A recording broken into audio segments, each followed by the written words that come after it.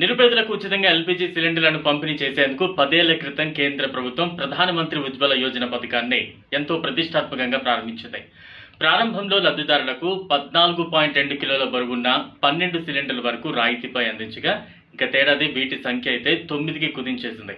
ప్రస్తుతం 4 సిలిండర్లకే పరిమితం చేసింది.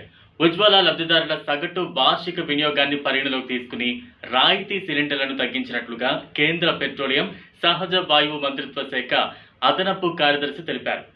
ప్రస్తుతం ఢిల్లీలో సాధారణ వినియోగదారులు గ్యాస్ సిలిండర్కు 924 రూపాయలు చెల్లిస్తూ ఉండగా PMUY లబ్ధిదారులకైతే 300 రూపాయల చొప్పున సబ్సిడీ ఇస్తుండటంతో వారికి సిలిండర్ ధర 642 రూపాయలు మాత్రమే పడుతోంది. ఇక నుంచి ఏడాదికి 4 సిలిండర్లే ఇస్తుండటంతో ఏడాది కోట దాటితే వారు కూడా పూర్తి ధర చెల్లించాల్సి ఉంటుంది.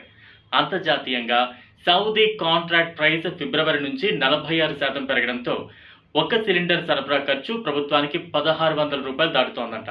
దీనివల్ల చమురు సంస్థలు ప్రతి సిలిండర్పై 700 రూపాయల వరకు కూడా నష్టపోతున్నాయి.